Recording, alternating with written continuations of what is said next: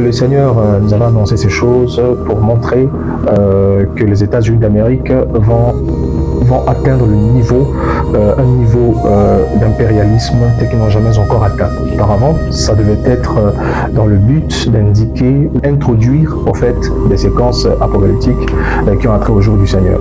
Le Seigneur nous avait averti que les États-Unis d'Amérique s'élèveront avec la doctrine de la paix par la force, et que cela se fera en même temps qu'Israël, et que ces deux nations devront ouvrir le cycle apocalyptique avec la paix par la force. J'ai parlé de cela, c'était le 30 décembre 2025, où nous étions lors du sommet prophétique annuel Conseil Vision 2026, et le Seigneur avait clairement montré, rappelé d'ailleurs ce que je viens de dire, et indiqué précisément ce qui allait arriver au Venezuela, que les États-Unis d'Amérique devaient frapper le Venezuela et que le boucle serait placé aux mâchoires du président vénézuélien pour le retirer de là. Et c'est exactement ce qui est accompli 3 jours plus tard, environ 3 jours plus tard, lorsque nous sommes dans la nuit du 2 au 3 janvier 2026. C'est par là que ça a commencé. Le monde se réveille en 2026 avec un spectacle géopolitique absolument prodigieux et effrayant pour le monde.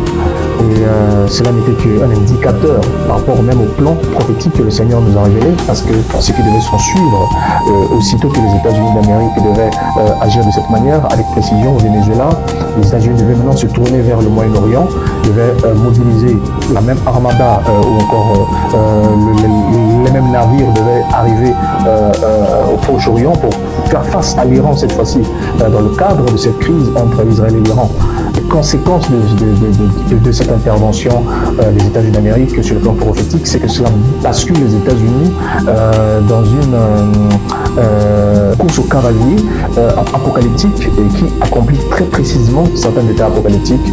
Donc ça s'inscrit dans une logique d'une course cavalière conquérante et sous la bannière de la paix par la force. Donc ils vont avec la paix par la force, conformément à ce que le Seigneur nous a déclaré, dans le but de nous situer dans lequel nous sommes. N'oublions pas que nous sommes dans un temps d'ouverture de tout ce que les prophètes ont annoncé dans les Saintes Écritures. Et donc ce qui est en train de se produire en ce moment-là, c'est l'inauguration d'un bal apocalyptique, d'une scène qui est en train de se faire. Et là, nous sommes devant une course au cavalier, une course de cavalier qui est en train de se faire et qui va bien sûr alerter le monde. Ce même cavalier se changera en guerre très bientôt. Il y aura quelque chose qui va se produire, qui va emmener les États-Unis dans la guerre de nouveau.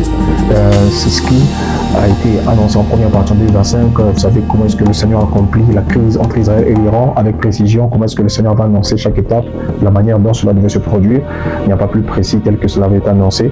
Et maintenant, ce qui va se passer, c'est que les États-Unis d'Amérique qui sont entrés dans cette première phase qui a eu lieu en 2025 vont entrer en totalité dans cette phase qui aura lieu très bientôt en 2026.